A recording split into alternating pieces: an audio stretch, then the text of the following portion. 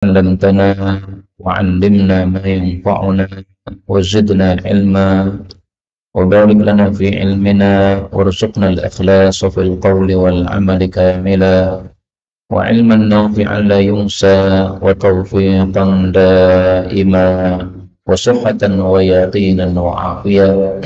اللهم اشف مرضانا، اللهم ارحم موتانا، افتح لنا كل خير، اللهم افتح لنا حجا مبرورا وعمرا متقبلا، آمين يا رب العالمين. Alhamdulillah, kaum muslimin rahimani wa rahimakumullah. Kita lanjutkan pengajian kitab Fadail Syahri Ramadan, Fadilah bulan-bulan Ramadan, yang ditulis oleh Al-Imam Ibnu Syahin rahimahullah, yang wafat pada tahun 385 Hijriah. Dan kita sudah sampai pada bagian akhir kitab ini, yaitu hadis yang ke-34. فقال المؤلف رحمه الله تعالى ونفعنا به وبعلومه في الدارين آمين.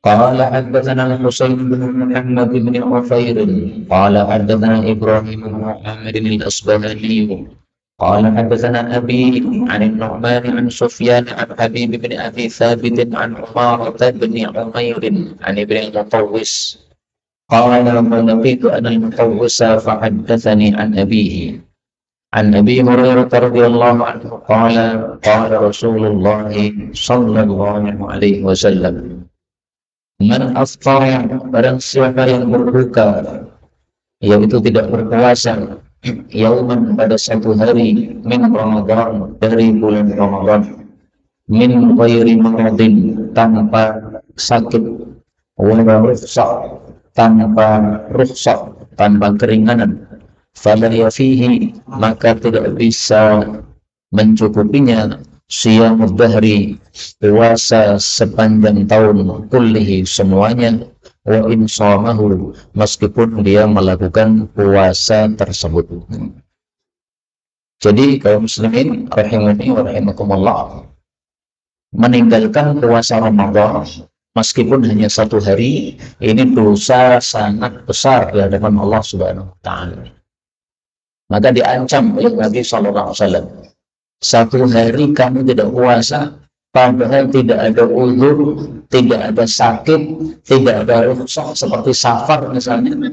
Maka kalau mau diganti dengan puasa satu tahun ini Pak, 360 hari, kata hadis ini la yafi, nggak bisa mencukupi. Bukan berarti bahwasanya puasa Ramadannya yang satu hari tidak dilakukan itu tidak bisa diqadha di hari yang lain. Bukan. Tetap bisa diqadha di hari yang lain. Sahnya sah. Tapi dosanya itu loh, tidak hukum. Jadi ini puasa itu 30 hari ya. Satu hari dia nggak puasa tanpa sebab. Kemudian setelah itu dia nyesal. Setelah nyesal dia tobat, karena saking tobatnya, maka setahun penuh dia puasa mengganti satu hari tadi. Ini puasa utangannya sudah terlunasi. Karena satu hari dilunasi satu hari sudah cukup sebenarnya. Tapi dosanya itu enggak gugur. Dosa meninggalkan agak puasa Ramadan tidak gugur. Dengan sebab melunasi tadi. Itulah maksudnya kata-kata la yafi, tidaklah melunasinya puasa sepanjang tahun. Kemudian para ulama menjelaskan juga bahwa kenapa dikatakan tidak bisa terlunasi oleh puasa setahun, karena al-qada'u la ya'dilul ada, karena puasa yang merupakan puasa pelunasan itu tidak sama derajatnya dengan puasa yang waktunya yang tepat. Kita puasa Ramadan ini namanya puasa ada, puasa melaksanakan pada waktunya yang tepat. Kalau tidak dilakukan di Ramadan, tapi di luarnya Ramadan, itu istilahnya adalah qadha, melunasi utang. Nah, melunasi ini derajatnya tidak sama dengan yang ada.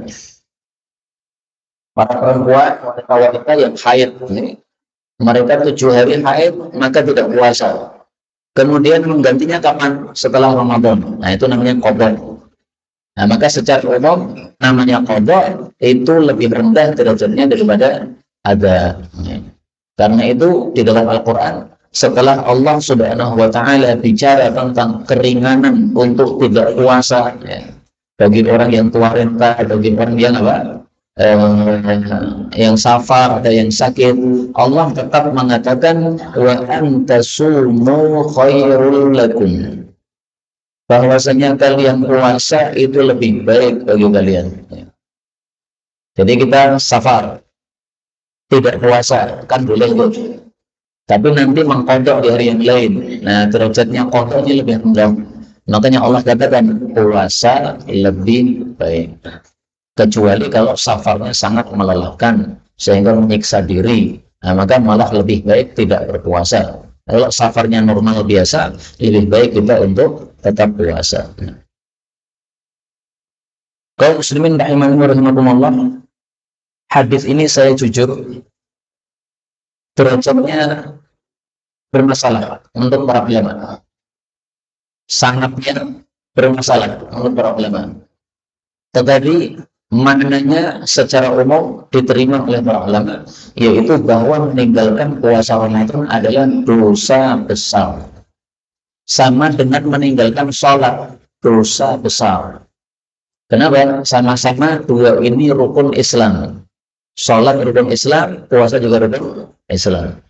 Maka meninggalkan sholat atau meninggalkan puasa Ramadan sama-sama dosa besar.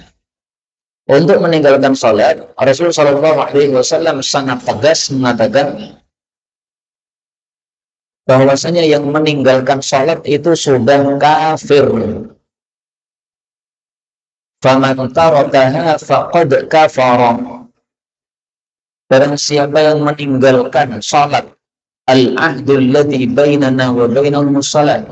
Faman tarakaha, siapa yang meninggalkan sholat, faqad kafar, berarti sudah kafir. Hadis riwayat Tirmidzi sahih. Nah, kalau meninggalkan sholat disebut kafir, maka meninggalkan puasa Ramadan pun juga bisa disebut apa? Kafir, karena sama-sama tadi rukun Islam. Tapi memang tetap ada perbedaan, ya. Kalau sholat disebutkan langsung oleh Nabi, kalau puasa Ramadan tidak disebutkan langsung oleh Nabi sebagai kafir. Tapi istilah kafir ini jangan disalahpahami, bukan berarti dia sudah murtad, kekal di neraka, bukan. Ini maksudnya kafir adalah kafir kecil. Kafir kecil itu dosa besar. Jadi kafir kan ada dua macam kan? Ada kafir besar, ada kafir kecil. Kafir besar ini sama dengan murtad.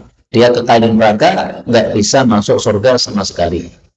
Tapi kalau kafir kecil, ini dosa besar. Dia diancam masuk neraka, tapi nanti kalau sudah lama di neraka, sudah diampuni oleh Allah, bisa masuk surga. Nah, meninggalkan sholat diancam oleh Nabi kafir. Jadi orang muslim yang KTP-nya Islam, tetapi sholatnya denyeng. Nah, itu kafir untuk hadis ini. Tapi kafirnya tadi, kafir kecil. Kok tidak kafir besar? Kenapa? Karena dia masih sholat. Hanya kadang-kadang sholat, kadang-kadang tidak. Kapan dia menjadi kafir besar? Ketika dia mengingkari kewajiban sholat. Dia mengatakan sholat itu nggak wajib. Wajib itu dulu saja, sekarang sudah nggak wajib. Nah, kafir kalau ini, kafir besar. Baik, kita lanjutkan hadis 35. Qala haddatsana Ali bin Muhammad al-Misri qala akhbarana Yusuf bin Yazid qala haddatsana Asad bin Musa qala haddatsana ibn Lahi'ah qala haddatsana Abu Sakhr anna Aba Muawiyah al-Bajali haddatsahu an Sa'id bin Jubair anna rajulan, bahwasanya ada seseorang sa'ala Ibnu Abbasin, bertanya kepada Ibnu Abbas. Sebelum kita lanjutkan hadis ini, saya kasih komentar dulu. Di dalam sanadnya ada rawi bernama Ibnu Lahi'ah. Ibnu Lahi'ah ini namanya adalah Abdullah bin Lahi'ah. Dia seorang ahli hadis dari Mesir. Tetapi beliau hadisnya dhaif. Dan hadis dhaif tidak bisa dijadikan sebagai dasar hukum.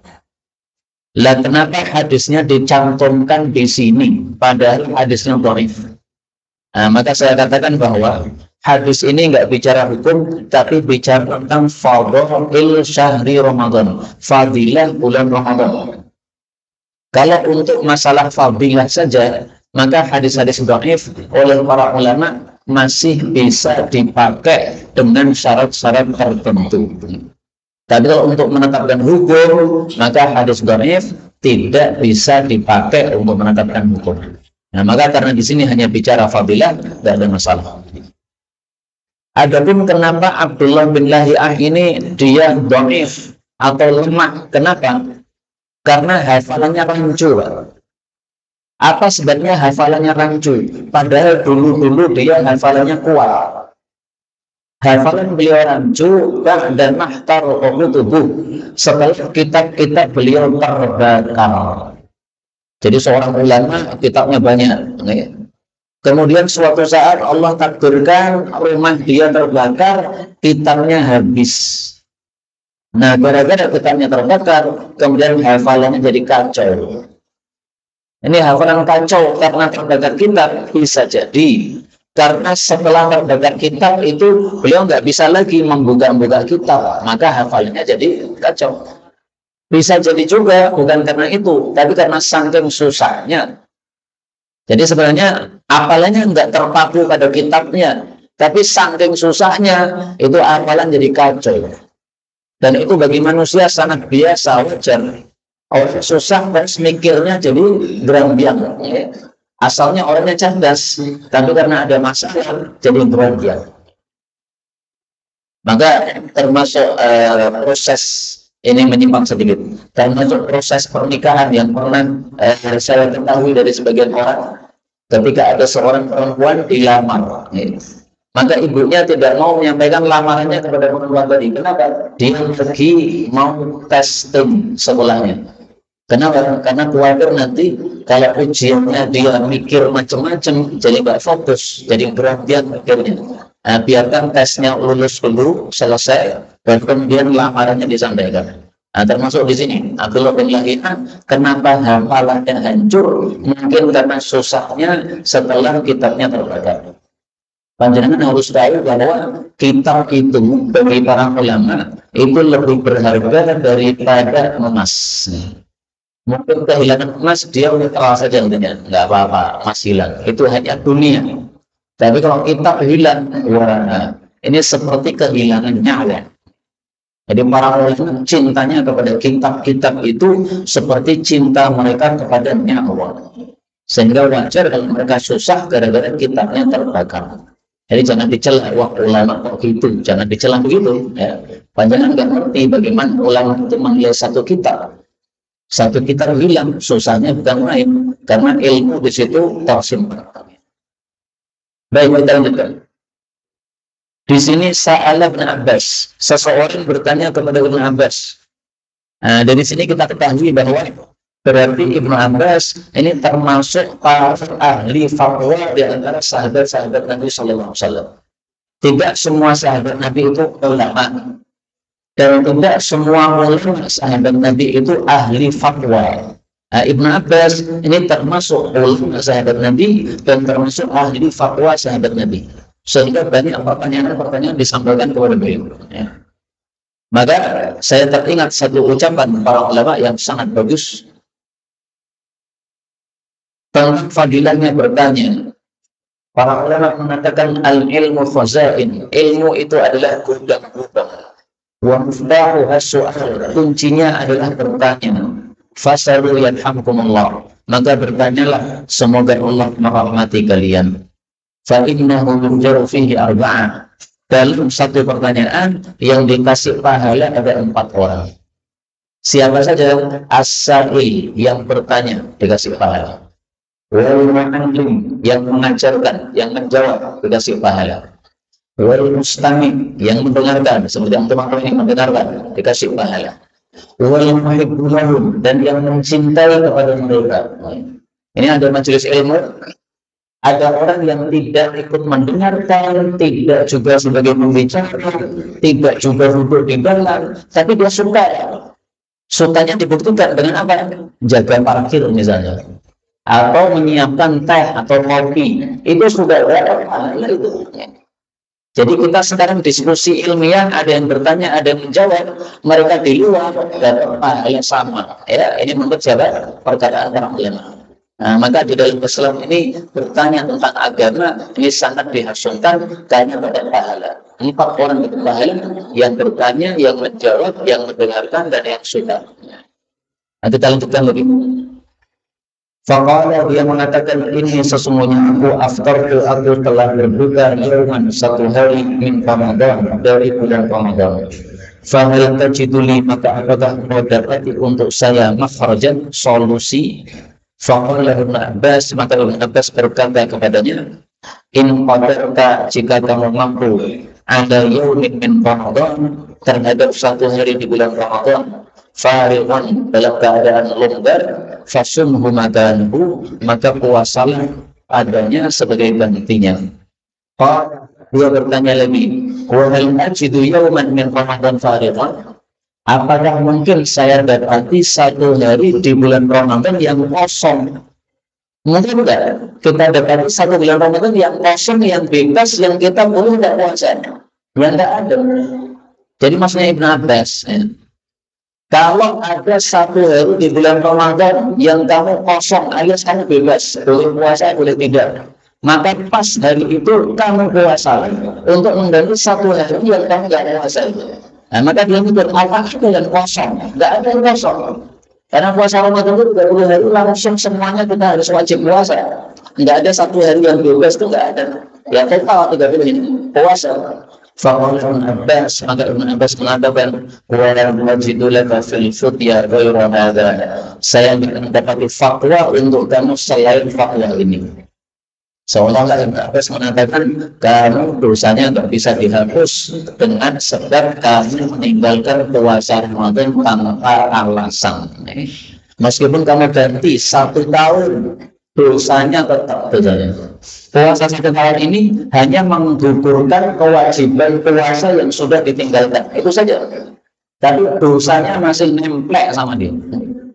Kalau dia mau taubatan nasuha sama Allah Subhanahu Wa Taala, taubatan nasuha itu bisa menggugurkan dosa-dosa semuanya.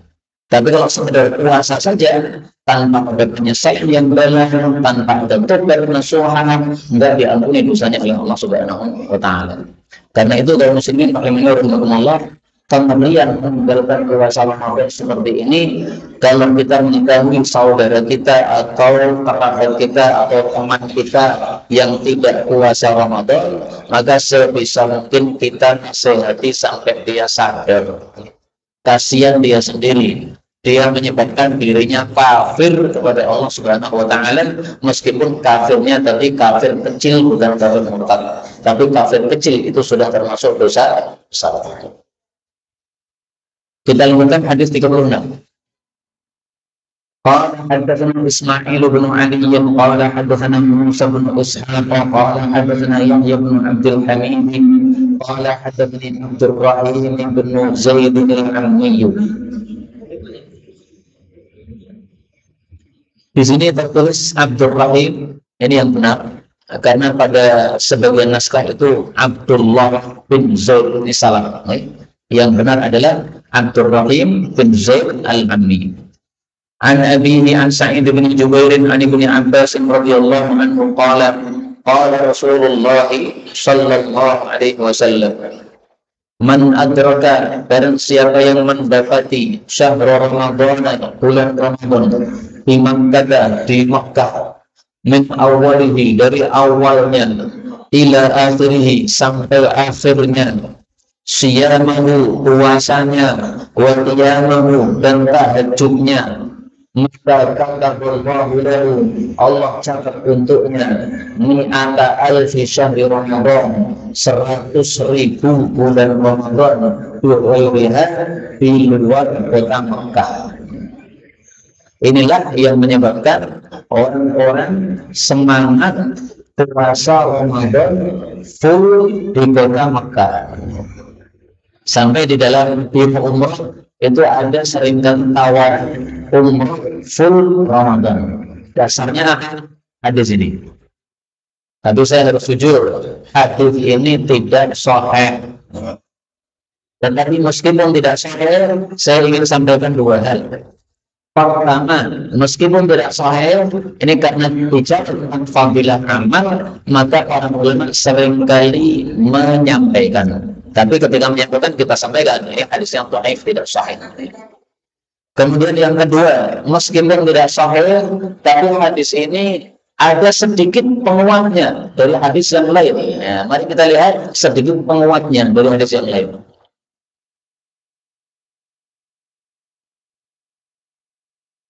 Rasulullah Shallallahu Alaihi Wasallam bersabda, "Salatun fil Masjidil Haram."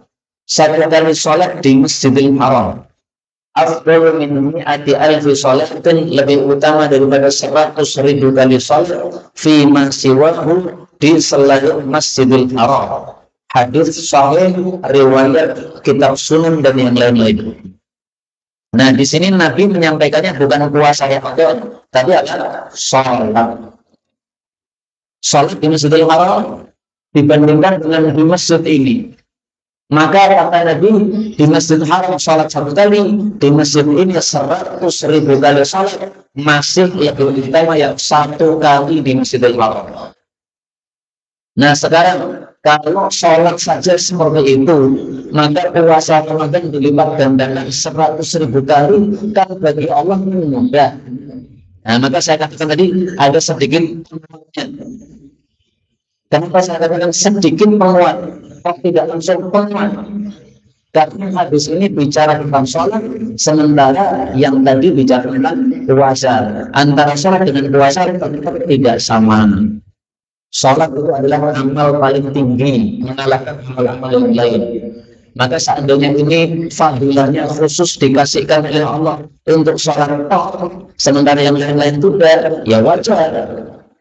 Jadi jangan kemudian menyamakan amalan-amalan yang lain sama dengan 100.000 kali, enggak begitu.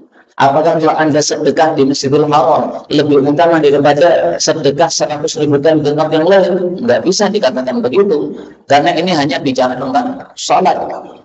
Nah, makanya saya katakan tadi sedikit menguatkan, ya, bisa jadi begitu, bisa jadi tidak, karena Allah itu rahmatnya luas, sehingga Allah sangat bisa untuk menjadikan semua amal terlihat ganda 100.000 kali, tetapi memang tidak sama antara sholat dengan ibadah-ibadah yang lain.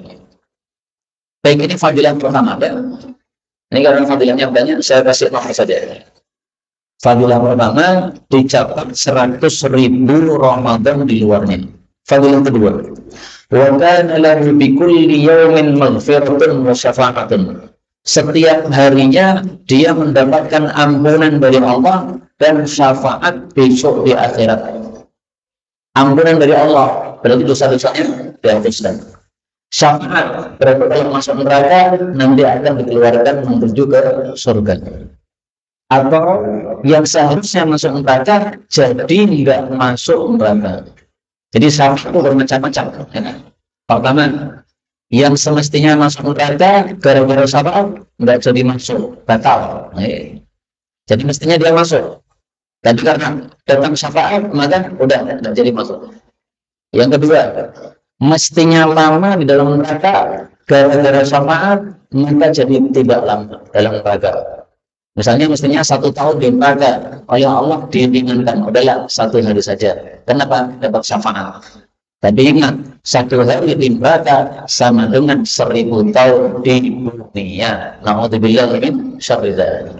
Yang ketiga, syafaat yang semestinya surganya rendah, maka surganya menjadi tinggi gara-gara syafaat. Nah, maka syafaat yang diberikan oleh Allah ini bermacam-macam, tergantung bagaimana orang tersebut.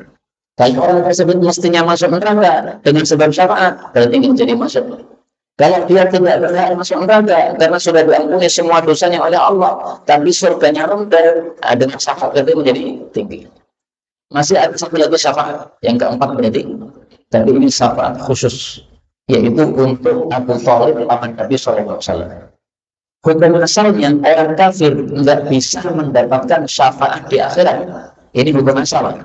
Tapi khusus untuk Abu Talib, paman Nabi Muhammad SAW, Allah punya kebijaksanaan. Ini paman Nabi, karena dulu di dunia meskipun kafir, tetapi membela dakwah Nabi, maka Allah dikasih syafaat.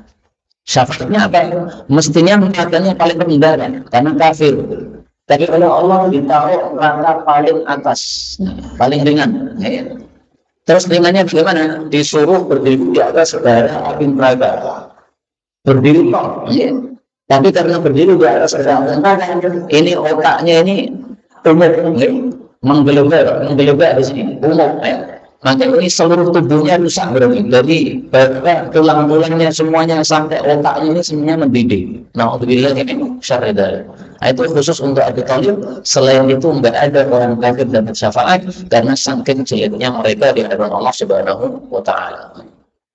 Fadilah ketiga. Wa bi kulli lailatin maghfiratan wa syafa'atan. Setiap malam pun juga mendapatkan ampunan dan syafaat dari Allah. Fadilah keempat, wa bi kulli yawmin humlan farasin. Dan setiap hari mendapatkan pahala pikulan kuda fi sabilillah, di jalan Allah Subhanahu wa taala. Maksudnya dia mendapatkan pahala seolah-olah ngasih kuda kepada yang tidak punya kuda untuk berangkat jihad fisabilillah. Ini orang kaya nggak punya kesempatan untuk berjihad, tetangganya miskin punya kesempatan untuk berjihad, maka disamakan kuda. Kamu kalau berangkat nih kudanya untuk berjihad sana, apa halnya berarti dapat dua-duanya. Yang berangkat jihad berpahala, yang menyiapkan kuda juga dapat pahala. Nah, maka maksudnya ini adalah dia dapat pahala seperti itu. Yang kelima, walahu bikul yawmin da'watul mustajabah, dan dia mendapatkan setiap harinya doa yang mustajab. Inilah 5 fadilah kalau kita puasa Ramadan di Mekah dari awal sampai akhir. Tapi saya ulangi lagi, hadisnya tidak sahih. Tapi karena cuma fadilah amal, perlu kita amalkan. Panjenengan punya duit banyak, pengen bisa mendapatkan 5 fadilah ini, silahkan usahakan umrah Ramadan di Mekah 1 bulan full. Maka insya Allah dapat fadilah ini, insya Allah. Kenapa insya Allah? Ya karena hadisnya dhaif. Hadis dhaif itu ada kemungkinan Nabi bersabda, berarti betul-betul Anda dapat fadilah ini. Ada kemungkinan Nabi tidak bersabda, berarti Anda tidak pasti mendapatkan fadilah ini. Kalau Allah kasih ya dapat, kalau enggak pun juga enggak ada masalah. Toh di sana fadilahnya sudah sangat banyak sekali kita salat di sana. Kemudian kaum muslimin rahimahullah, yang kalimat terakhir ini, setiap harinya mendapatkan doa mustajab. Ini sebenarnya tidak harus puasa Ramadan di Mekah kita sudah dapat doa mustajab. Jadi banyak puasa Ramadan di Solo sudah dapat doa mustajab. Dalilnya apa? Mari kita lihat dalilnya. Hadis Nabi Shallallahu Alaihi Wasallam. Salafun haqqun Allah, 3 orang pasti Allah itu la yarudda alaihim da'wah, tidak menolak doa mereka. As-sha'im hatta yaftur, orang yang puasa sampai dia berbuka. Nah, di sini tidak disebutkan puasa di mana, berarti puasa di mana pun dapat fadilah ini. Karena itu sebenarnya ya doa mustajab tidak harus di Mekah. Tapi memang doa mustajab itu banyak sebabnya. Doa mustajab sebabnya karena tempat ada di Mekah lebih mustajab daripada tempat yang lain dari sisi tempat. Waktu lebih mustajab daripada waktu yang lain. Kondisi di waktu hujan lebih mustajab daripada kondisi tidak hujan. Kondisi masing-masing orang ketika safar lebih mustajab daripada ketika mukim. Nah, banyak sekali. Karena itu kalau ada teman kita yang sedang berada di Mekah atau berada di Madinah, kita titip doa tidak masalah. Ya. Saya ulangi lagi, kalau ada teman kita yang di Mekah atau di Madinah, kita titip doa tidak ada masalah. Hari kemarin banyak teman-teman saya titip doa. Kenapa? Karena saya posting gambar Masjidil Haram yang dipoto oleh paman saya yang sedang umrah misalnya. Nah, foto itu mungkin saya kirim pada status saya, dikira saya sedang di sana. Maka pada minta doa, saya minta doa gitu. Ya saya doakan, meskipun saya di Solo. Gitu. Nah, jadi doanya ya mustajabnya mustajab Solo, gitu. Bukan mustajab Mekah. Gitu. Mereka ngira saya berada di sana. Alhamdulillah sudah berprasangka baik. Mudah-mudahan prasangka baik mereka betul-betul dikabulkan oleh Allah Subhanahu wa Ta'ala. Baik, inilah kaum muslimin rahimani wa rahimakumullah, hadis-hadis yang pada kita pelajari pada pertemuan kali ini sudah 3 hadis dari 34 sampai 36. Kemudian beliau dan akhirul kitab, ini adalah akhir kitab yang ditulis. Walhamdulillah rabbil alamin, dan segala puji hanya milik Allah pemelihara sekalian alam. Menulis satu kitab ditutup dengan alhamdulillah rabbil alamin sesuai dengan ayat Al-Qur'an. Allah Subhanahu wa Ta'ala mengatakan pada surah Yunus ayat 10. Allah mengatakan bahwa fiha subhanallah. Ucapan orang-orang di surga, di dalam surga adalah maha suci engkau ya Allah. Wa tahiyyatuhum fiha salam, dan penghormatan sesama mereka adalah ucapan assalamualaikum. Wa akhiru da'wahum alhamdulillahi rabbil alamin, dan akhir ucapan mereka adalah alhamdulillahi rabbil alamin. Nah, jadi akhir kitab ditutup dengan alhamdulillah rabbil alamin, menyerupai kondisi akhir surga di mana ucapan akhir mereka alhamdulillah rabbil alamin. Nah, maka inilah sebabnya para ulama seringkali menutup kitab-kitab mereka dengan alhamdulillahi rabbil alamin. Kemudian kaum muslimin rahimani wa rahimakumullah, kitab ini isinya 36 hadis, tetapi saya mengajarkannya di berbagai masjid. Di Masjid Nur-Rahman yang pertama, kemudian di masjid ini yang kedua, atau lupa saya terbaik mungkin, kemudian yang ketiga di Masjid Darussalam Pengkok. Jadi kajian ini berlanjut terus, karena ini sama-sama di bulan Ramadan. Saya tutup semua pengajian tafsirnya, kita ganti membahas bulan Ramadan. Maka maksud saya, karena kajiannya tidak lengkap di masjid ini, kalau ingin kajian yang lengkap, silakan dibuka pada YouTube saya. YouTube saya, judulnya namanya PKH Pusat Kaji Hadis Solo. Nah, jadi PKH ini singkatannya. Kemudian kepanjangannya ini Pusat Kaji Hadis. Jangan salah ya, bukan pusat kajian hadis. Kalau pusat kajian hadis, nanti yang muncul adalah miliknya guru saya dari Jakarta.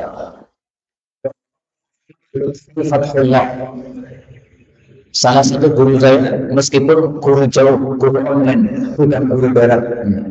Nah, beliau sudah wafat rahimahullah ta'ala, tapi meninggalkan satu channel di YouTube yang cukup bermanfaat, Pusat Kajian Hadis.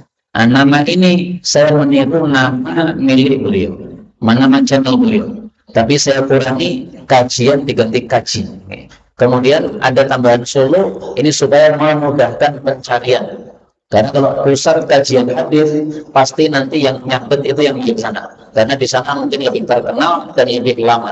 Ini channel saya tidak terlalu lama ya, masih usianya masih muda. Kaum muslimin rahimani wa rahimakumullah, inilah yang dapat disampaikan pada pertemuan kali ini, benarnya dari Allah Ta'ala. Kalaupun ada salahnya fa astaghfirullahaladzim li wa lakum. Dan sebagaimana biasanya doa di bulan Ramadan mustajab, apalagi menjelang buka puasa, kita tutup dengan doa kepada Allah Subhanahu wa Ta'ala. Allahumma shalli ala Muhammad wa ala ali Muhammad. Rabbana atina fid dunya hasanah wa fil akhirati hasanah wa qina adzaban nar. Allahumma inna nas'aluka al-khayra kullahu wa na'udzu bika minasy-syarri kullihi.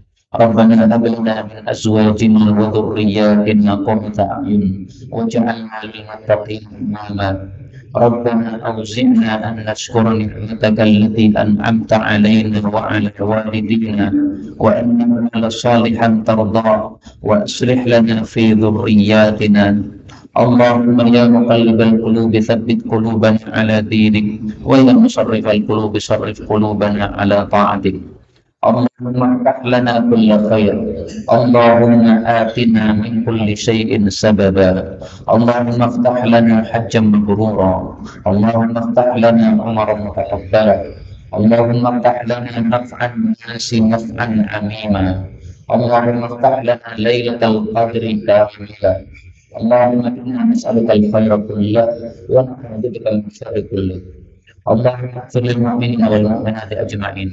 اللهم اقسم لنا من خشيتك ما تحول بيننا وبين معصيتك، ومن طاعتك ما تبلغنا به جنتك، ومن اليقين ما تهون به علينا مصيبات الدنيا. اللهم متعنا بأسماعنا وأبصارنا وقواتنا ما أحييتنا، واجعله الوارث منا، واجعل ثأرنا على من ظلمنا، وانصرنا على من عادانا، ولا تجعل مصيبتنا في ديننا، ولا تجعل الدنيا أكبر همنا ولا مبلغ علمنا، ولا تسلط علينا من لا يرحمنا. وصلى الله وسلم وبارك على النبي محمد، والحمد لله رب العالمين.